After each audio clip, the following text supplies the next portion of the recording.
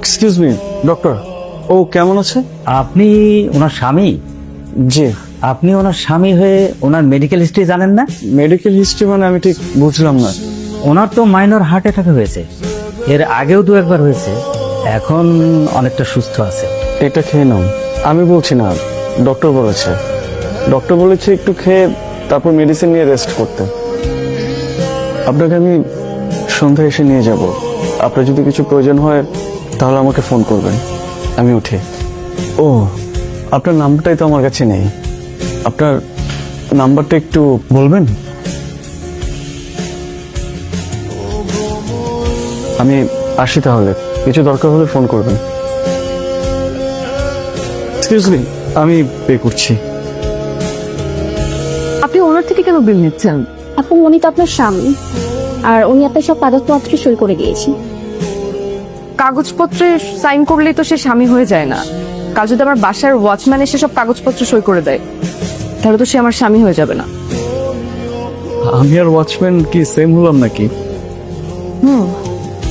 সেও আপনার থেকে ভালো নিজের রেসপন্সিবিলিটি সম্পর্কে জানে। অ্যাটলিস্ট তার কাছে আমার নাম্বারটা আছে। মিতা চল। তুই একটা কথা জানিস, নয়নদারের মনের ভিতরে না অনেক কষ্ট। সেটা শুধু আমি ওরা দেখলে বুঝতে পারি, বাইরে থেকে কেউ বুঝতে পারে না রে।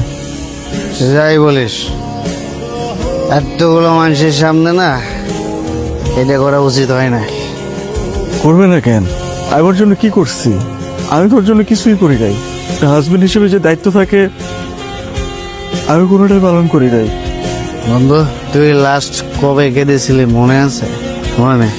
তুই লাস্ট কেঁদেছিলি তখন আমার কিচ্ছু করার ছিল না, কিন্তু এখন আমার করার অনেক কিছু আছে। ভাবি, আমার বন্ধু ভাবি আসলে এমন ছিল না। ও ভার্সিটি লাইফে অনেক চঞ্চল আর মেধাবী ছিল। ওনা একটা মেয়ের সাথে রিলেশন করতো, আমরা সবাই জানতাম, কিন্তু শালা একদিন আমাদেরকে না জানিয়ে বিয়ে করে ফেলে।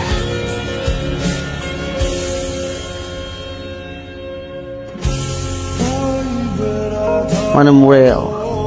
এরপরে আমার বন্ধু অবির জীবনে কালো অধ্যায় নেমে আসে। ওর জীবনে কেউ নেই, মা ছিল, ওর মাও কদিন পর মরে গেল ক্যান্সার। ও একদম একা হয়ে গেছিল। কি করবে? দিনের অর্ধেক দিন কাটাতো ওর মায়ের কবরে বসে কান্নাকারি করে, আর বাকি দিনগুলা কাটাতো ওর গার্লফ্রেন্ড যেখানে অ্যাক্সিডেন্ট করেছিল ওখানে বসে বসে।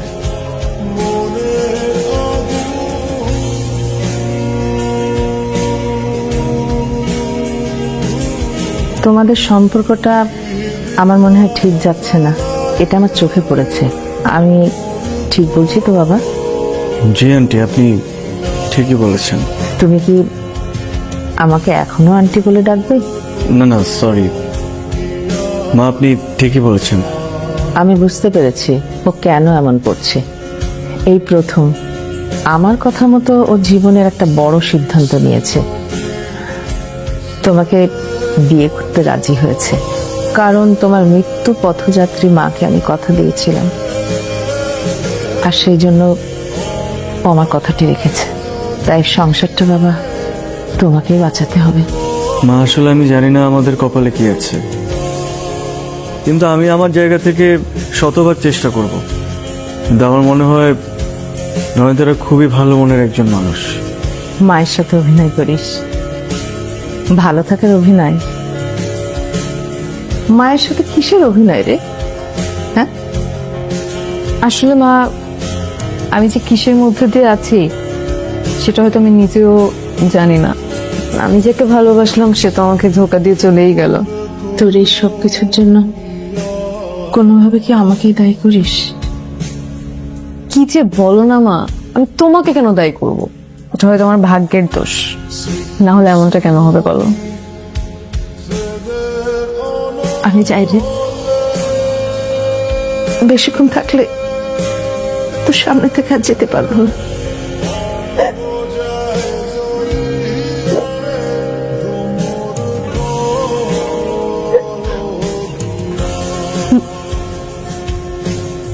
শুধু একটা কথা বলে যাই মা, তোরা ভালো থাকিস, তোদের সংসারকে ভালো রাখিস।